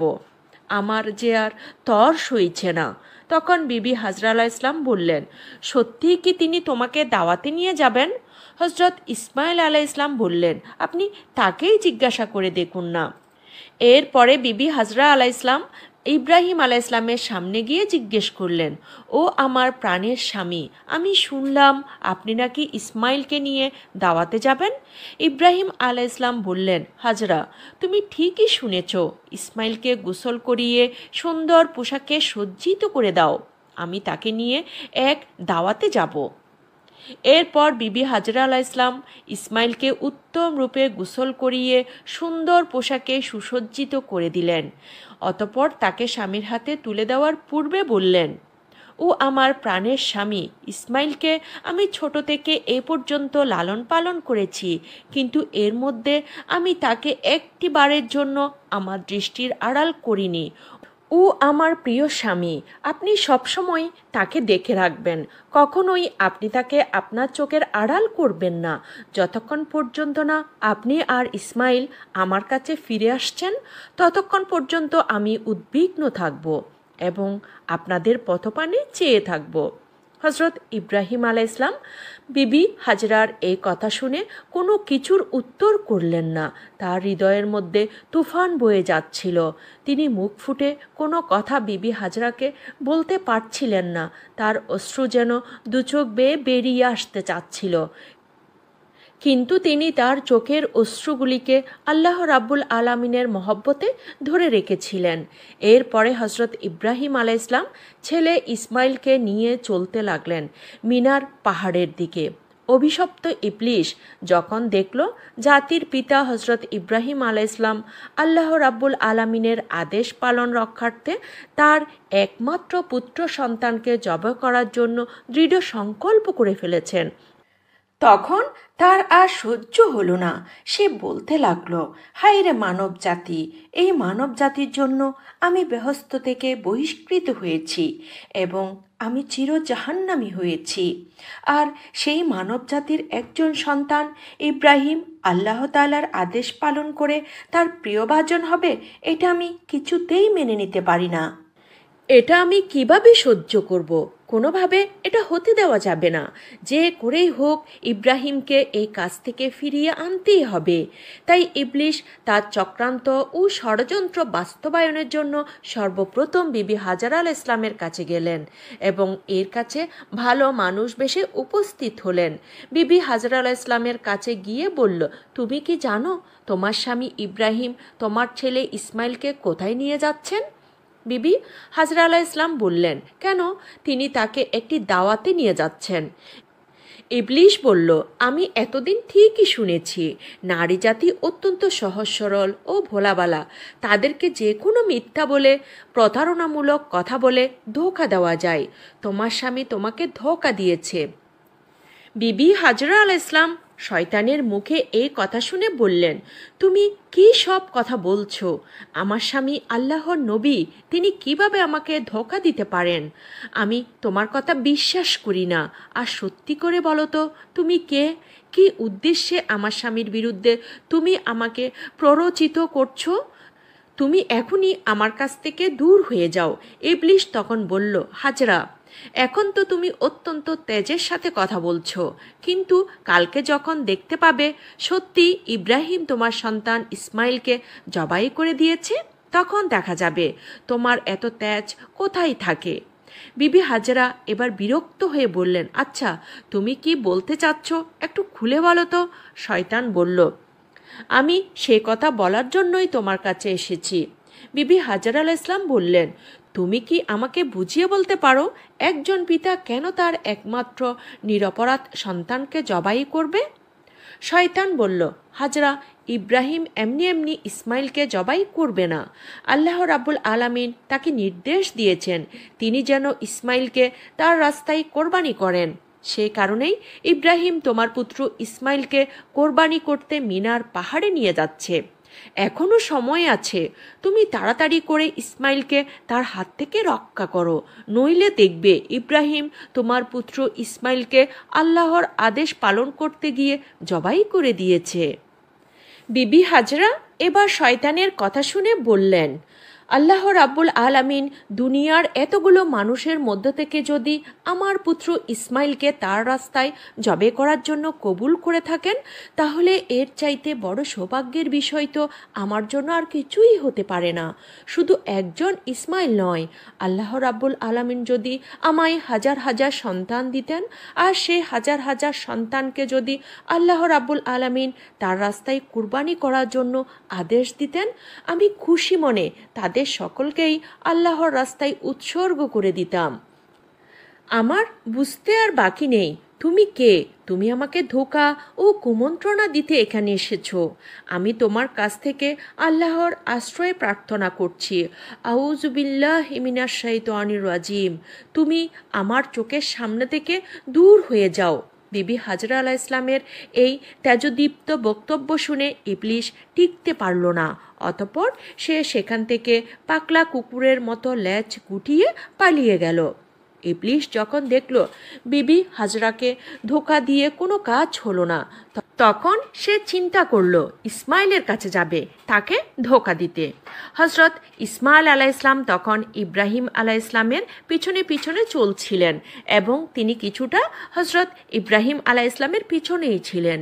ইবলিস তখন ইসমাইল আলাইহিসসালামকে হাতের ইশারায় ডেকে ইব্রাহিম আলাইহিসসালামের সামনে থেকে একটু দূরে নিয়ে গেলেন। এরপর সে ইসমাইল আলাইহিসসালামকে বললেন, তুমি কি জানো তোমার পিতা তোমাকে কোথায় নিয়ে যাচ্ছে? ইসমাইল আলাইহিসসালাম বললেন, কেন, দাওয়াত খেতে যাচ্ছি। ইবলিস বলল, তুমি তো অত্যন্ত কচি ও ছোট, তোমার মন সাদাসিধে ও ভোলাবালা, তাই তোমার পিতা তোমাকে দাওয়াত খাওয়ার কথা বলে ধোঁকা দিয়েছে। ইসমাইল আলাইহিসসালাম বললেন, তুমি কেমন কথা বলছো? কেন আমার পিতা আমাকে ধোঁকা দিবে? আমি তার একমাত্র সন্তান। এতদিন পরে তিনি আমার সাথে দেখা করতে এসেছেন, আমাকে ধোঁকা দেওয়ার উদ্দেশ্যে। এটা কি হতে পারে? ইবলিস তখন বলল, ইসমাইল, তুমি জেনে রাখো তোমার পিতা তোমাকে দাওয়াত খাওয়ার কথা বলে ধোঁকা দিয়ে জবে করার জন্য নিয়ে যাচ্ছে। মিনার পাহাড়ে গিয়ে তিনি তোমাকে জবে করে দিবেন। ইসমাইল আলাইহিসসালাম তখন বললেন, এটা কি কোনো যুক্তি হতে পারে যে কোনো পিতা তার একমাত্র সন্তানকে বিনা কারণে জবে করে দিবেন? তখন ইবলিস বলল, ওহে ইসমাইল, তোমার পিতা বিনা কারণে তোমাকে জবে করবে না। তাকে আল্লাহ রাব্বুল আলামিন নির্দেশ দিয়েছেন তিনি যেন তোমাকে আল্লাহর রাস্তায় কোরবানি করেন। তখন ইসমাইল আলাইহিসসালাম বললেন, আল্লাহ রাব্বুল আলামিন এই দুনিয়াতে এত মানুষের মধ্য হতে যদি আমাকে তার রাস্তায় জবে করার জন্য কবুল করে থাকেন, তাহলে এর চাইতে বড় সৌভাগ্যের ব্যাপার আমার জন্য আর কিছুই হতে পারে না। আমি বুঝতে পেরেছি তুমি ইবলিস। ওই ইবলিস, তুমি জেনে রাখো আল্লাহ রাব্বুল আলামিন যদি আমাদের লক্ষ কোটি জীবন দিতেন, আর সেই লক্ষ কোটি জীবনকে আল্লাহ রাব্বুল আলামিন যদি তার রাস্তায় কোরবানি করার জন্য কবুল করতেন, তাহলে আমি প্রতিবারই আল্লাহর রাস্তায় কোরবানি হওয়ার জন্য প্রস্তুত থাকতাম। হে ইবলিস, তুমি আমার কাছ থেকে এখনই দূর হয়ে যাও। আমি তোমার থেকে আল্লাহর কাছে আশ্রয় প্রার্থনা করছি। আউযু বিল্লাহি মিনাশ শাইতানির রাজিম। এরপরে হজরত ইসমাইল আলাইহিসসালাম ইবলিসকে লক্ষ্য করে পাথর মারতে থাকলেন। হজরত ইসমাইল আলাইহিসসালামের এই স্মৃতিচারণ করে আজও পর্যন্ত হাজিরা হজে গিয়ে শয়তানকে পাথর মারে। এরপরে হজরত ইব্রাহিম আলাইহিসসালাম ইসমাইল আলাইহিসসালামকে নিয়ে মিনার প্রান্তরে উপস্থিত হলেন। অতঃপর হজরত ইসমাইল আলাইহিসসালামকে জবে করার পূর্বে জাতির পিতা হজরত ইব্রাহিম আলাইহিসসালাম তার সাথে একটি পরামর্শ করে নিতে চাইলেন। পবিত্র কোরআনে বর্ণিত হয়েছে, হজরত ইব্রাহিম আলাইহিসসালাম হজরত ইসমাইল আলাইহিসসালামকে বললেন, হে আমার বৎস, আমি স্বপ্নে দেখেছি যে তোমাকে আমি জবে করছি। এখন তোমার অভিমত বলো। তখন সে বলল, হে আমার পিতা, আপনি যা মন স্থির করেছেন তাই করুন। আল্লাহ ইচ্ছা করলে আপনি আমাকে ধৈর্যশীলদের অন্তর্ভুক্ত পাবেন। তখন হজরত ইসমাইল আলাইহিসসালামের এমন জবাবে হজরত ইব্রাহিম আলাইহিসসালাম অত্যন্ত খুশি হলেন। এরপর হজরত ইসমাইল আলাইহিসসালাম তার পিতাকে লক্ষ্য করে বললেন, আব্বাজান, আপনি তো আমাকে জবে করে দিবেন, তার পূর্বে আমার কয়েকটি অনুরোধ রয়েছে। আপনি কি দয়া করে আমার সেই অনুরোধগুলি রক্ষা করবেন? ইব্রাহিম আলাইহিসসালাম বললেন, বৎস, তুমি তোমার যুক্তি পেশ করতে পারো, আমি সেগুলোকে যথাসাধ্য রক্ষা করার চেষ্টা করব ইনশাআল্লাহ। তখন হজরত ইসমাইল আলাইহিসসালাম বললেন, ওহে আব্বাজান, আমাকে কোরবানি করার পূর্বে আমার হাত পা উত্তম রূপে বেঁধে নেবেন। দেখা যাবে জবে করার সময় জীবজন্তুগুলো তাদের হাত পা ছোড়াছুড়ি করে, তেমনিভাবে মৃত্যু যন্ত্রণা সহ্য করতে না পেরে আমিও যদি আমার হাত পা ছোড়াছুড়ি করি আর তা যদি আপনার শরীরে লেগে যায়, এতে আমার বেয়াদবি হয়ে যাবে, আর আমি চাই না শেষ বিদায়ের পূর্বে আমার পিতার সাথে বেয়াদবি করে আমি বিদায় নেই। আব্বাজান, প্রথমত আপনি আমার এই অনুরোধটি রক্ষা করবেন। দ্বিতীয়ত, আমাকে জবে করার সময় আপনি আপনার চক্ষুদ্বয় ভালোভাবে কাপড় দ্বারা বেঁধে নেবেন, কেননা জবে করার সময় যদি আপনার দৃষ্টি আমার চেহারায় পড়ে তাহলে আমার প্রতি আপনার দয়ার উদ্রেক হবে, তাতে আপনার জবের কাজে ব্যাঘাত সৃষ্টি হতে পারে, আর আমি চাই না আমার মায়ার কারণে আপনি আল্লাহ রাব্বুল আলামিনের আদেশ পালন করতে কোনোরূপ বাধার সম্মুখীন হন। তৃতীয়ত, আমার যে আবদার তা হলো, কোরবানি করার পর যখন আপনি গৃহে প্রত্যাবর্তন করবেন তখন আমার রক্তমাখা জামা কাপড়গুলো নিয়ে আমার জনম দুঃখিনী মায়ের নিকট সমর্পণ করবেন এবং তাকে আমার সালাম জানাবেন। বলবেন যে তার এই ত্যাগের বিনিময়ে আমরা একত্রে বেহেশতে অবস্থান করব ইনশাআল্লাহ, এবং তাকে আরও বলবেন যে আল্লাহ পাক তার নির্দেশ পালন করার তৌফিক আমাদেরকে দিয়েছেন, তার জন্য তিনি যেন আল্লাহর দরবারে শুকরিয়া আদায় করেন এবং তিনি যেন আমার জন্য কোনোরূপ দুঃখ প্রকাশ না করেন। পুত্রের মুখে এই কথাগুলো শ্রবণ করে হজরত ইব্রাহিম আলাইহিসসালাম অত্যন্ত সন্তুষ্ট হলেন। হজরত ইব্রাহিম আলাইহিসসালাম কাপড়ের নিচে পূর্বে থেকেই একখানা ছুরি আর দড়ি রেখেছিলেন। এরপর তিনি দড়ি বের করে হজরত ইসমাইল আলাইহিসসালামের হাত এবং পা ভালোভাবে বেঁধে নিলেন। এরপরে তার নিজের চোখ একখানা কাপড় দিয়ে বেঁধে নিলেন। অতঃপর হজরত ইসমাইল আলাইহিসসালামকে জবে করার জন্য সেখানে শুইয়ে দিলেন। জাতির পিতা হজরত ইব্রাহিম আলাইহিসসালাম তার হাতে ছুরি নিয়ে প্রস্তুত রয়েছেন। তিনি কোরবানি করবেন তার একমাত্র সন্তান ইসমাইলকে। তিনি এর মাধ্যমে আল্লাহর আদেশ পালন করবেন এবং আল্লাহর সন্তুষ্টি লাভ করবেন। তিনি সংকল্প করেছেন আল্লাহর আদেশ পালন করতে তাকে পৃথিবীর কোনো শক্তি বাধা দিতে পারবে না। পিতা তার পুত্রের গলায় ছুরি চালিয়ে দিবেন আল্লাহর প্রেমে মাতোয়ারা হয়ে। এই দৃশ্য দেখে আসমান ও জমিনের ফেরেশতারা প্রকল্পিত হয়ে যাচ্ছেন। তারা আল্লাহর তসবিহ পাঠ করতে লাগলো। এরপরে যখন হজরত ইব্রাহিম আলাইহিসসালাম পুত্র ইসমাইল আলাইহিসসালামের গলায় ছুরি চালাতে যাবেন, এমন সময় আল্লাহ রাব্বুল আলামিন ছুরিকে নির্দেশ দিলেন, হে ছুরি, খবরদার ইসমাইলের গলার একটা অংশও কাটবি না। তুই যদি ইসমাইলের গলার একটি রগও কাটিস তাহলে তোর জন্য আমি জাহান্নামের আগুনকে অবধারিত করে দেব। আল্লাহ রাব্বুল আলামিনের এই কথা শ্রবণ করার পর ছুরি ভয়ে কাঁপতে লাগলো। হজরত ইব্রাহিম আলাইহিসসালাম বিসমিল্লাহ বলে পুত্রের গলায় ছুরি চালিয়ে দিলেন, কিন্তু ছুরি আল্লাহর ভয়ে ভীত হয়ে ইসমাইল আলাইহিসসালামের গলার একটি পশমও কাটল না। ইব্রাহিম আলাইহিসসালাম ইসমাইল আলাইহিসসালামের গলায় ছুরি চালাচ্ছেন ঠিকই, কিন্তু কোনোরূপ তিনি তার গলা কাটতে সক্ষম হচ্ছিলেন না। তখন হজরত ইসমাইল আলাইহিসসালাম পিতাকে বললেন, আব্বাজান, আপনি সম্ভবত আমার স্নেহের প্রভাবে প্রভাবিত হয়ে জোরে ছুরি চালাতে পারছেন না। আব্বাজান, আপনি আপনার গায়ের সমস্ত শক্তি দিয়ে ছুরি সঞ্চালন করুন। আমরা যদি আল্লাহ রাব্বুল আলামিনের আদেশ পালনে ব্যর্থ হই তাহলে আমাদের দুজনকেই আল্লাহর কাছে জবাবদিহি করতে হবে। ইসমাইল আলাইহিসসালামের এই কথা শুনে পুনরায় হজরত ইব্রাহিম আলাইহিসসালাম তার গায়ের সমস্ত শক্তি দিয়ে ছুরি চালাতে লাগলেন, কিন্তু তারপরেও ছুরি হজরত ইসমাইল আলাইহিসসালামের একটি পশমও কাটতে পারল না। অনেকক্ষণ ধরে এভাবে ছুরি চালানোর পরে হজরত ইব্রাহিম আলাইহিসসালাম একেবারে বিরক্ত হয়ে গেলেন। অতঃপর তিনি ছুরিটা জোরে একদিকে নিক্ষেপ করলেন, আর সেই ছুরি গিয়ে একটা পাথরের গায়ে পড়ল, আর সাথে সাথে পাথরটি দ্বিখণ্ডিত হয়ে গেল।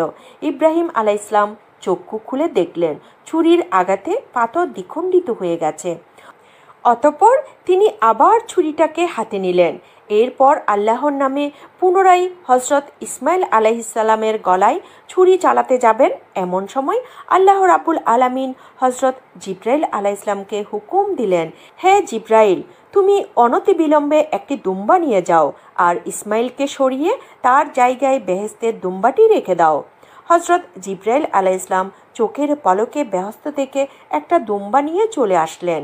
জিব্রাইল আলাইহিসসালাম হজরত ইসমাইল আলাইহিসসালামকে সরিয়ে ইব্রাহিম আলাইহিসসালামের সামনে ছুরির নিচে সেই বেহেশত থেকে নিয়ে আসা দুম্বাটি রেখে দিলেন। আর ওদিকে হজরত ইব্রাহিম আলাইহিসসালাম ছুরি চালিয়ে দিলেন। সাথে সাথে দুম্বাটি কুরবানি হয়ে গেল। কিন্তু হজরত ইব্রাহিম আলাইহিসসালাম মনে মনে ভাবলেন, তার পুত্র ইসমাইলকে তিনি কোরবানি করে দিয়েছেন। কোরবানি সম্পূর্ণ হওয়ার সাথে সাথে হজরত ইব্রাহিম আলাইহিসসালাম বললেন, আলহামদুলিল্লাহ। অতঃপর তিনি তার চক্ষু খুলে দেখলেন ইসমাইল আলাইহিসসালাম তার পাশে দাঁড়িয়ে রয়েছেন। কোরবানি হয়ে গেছে একটি বেহেশতি দুম্বা। এই দৃশ্য দেখে হজরত ইব্রাহিম আলাইহিসসালাম আল্লাহর ফেরেশতা জিব্রাইল আলাইহিসসালামকে জিজ্ঞেস করলেন, হে ভাই জিব্রাইল আলাইহিসসালাম, আল্লাহ রাব্বুল আলামিন আমার কোরবানি কবুল করেননি কেন? আমি আমার পুত্র ইসমাইলকে কোরবানি করতে সক্ষম হলাম না কেন? জিব্রাইল আলাইহিসসালাম বললেন, হে আল্লাহর নবী ইব্রাহিম, আল্লাহ তাআলা আপনার প্রতি সন্তুষ্ট হয়েছেন। আপনি তার নির্দেশ পালন করতে গিয়ে স্বীয় পুত্রকে কোরবানি করতে উদ্যত হয়েছিলেন এবং আপনার পুত্র আল্লাহর নির্দেশ মান্য করে যেভাবে নিজের গর্দানকে আল্লাহর জন্য উৎসর্গ করতে প্রস্তুত হয়েছিলেন, তাতে আল্লাহ পাক আপনাদের পিতা ও পুত্র উভয়ের উপর অত্যন্ত সন্তুষ্ট হয়েছেন। তিনি আপনাদের উভয়কে পরীক্ষা করেছিলেন এবং আপনারা সে পরীক্ষায় উত্তীর্ণ হয়েছেন। আল্লাহ রাব্বুল আলামিন আপনার উপর সন্তুষ্ট হয়ে বেহেশত থেকে একটি দুম্বা প্রেরণ করেছেন আর সেটিকে আপনি কুরবানি করেছেন। হজরত জিব্রাইল আলাইহিসসালামের মুখ থেকে এইসব কথা শ্রবণ করার পরে হজরত ইব্রাহিম আলাইহিসসালাম পুনরায় আল্লাহর দরবারে শুকরিয়া আদায় করলেন। প্রিয় দর্শক, এই ছিল হজরত ইব্রাহিম আলাইহিসসালাম তিনি তার পুত্র হজরত ইসমাইল আলাইহিসসালামকে কোরবানি দেওয়ার কাহিনী। আল্লাহ রাব্বুল আলামিন জাতির পিতা হজরত ইব্রাহিম আলাইহিসসালামের এই ত্যাগ তিতিক্ষা আল্লাহর প্রতি মহব্বত থেকে আমাদেরকে শিক্ষা লাভ করার তৌফিক দান করুক। সকলেই কমেন্টে লিখুন আমিন। বন্ধুরা, এই ছিল আমাদের আজকের ভিডিও। আমি ইসলামের ইতিহাস আর ঐতিহ্য জানতে এবং আপনাদেরকে জানাতে চেষ্টা করি এবং আরও চেষ্টা করি সর্বদা সত্য ইতিহাসগুলো আপনাদের সামনে তুলে ধরতে। তারপরেও আমার ভুল ত্রুটি থাকতেই পারে। বড় ধরনের কোনো ভুল যদি আপনাদের দৃষ্টিগোচর হয়, অনুগ্রহ করে কমেন্টের মাধ্যমে জানিয়ে দিলে কৃতজ্ঞ থাকব। আর ছোটোখাটো ভুলগুলোকে ক্ষমা সুন্দর দৃষ্টিতে দেখলে অনুপ্রাণিত হব। যদি ভালো লাগে একটি লাইক দিতে পারেন, প্রচারের স্বার্থে আলোচনাটি শেয়ার করতে পারেন এবং নিয়মিত এ ধরনের ভিডিও পেতে অনুগ্রহ করে চ্যানেলটি সাবস্ক্রাইব করতে পারেন। সবাই ভালো থাকুন, সুস্থ থাকুন, নিরাপদে থাকুন। আসসালামু আলাইকুম ওয়া রাহমাতুল্লাহি ওয়া বারাকাতুহু।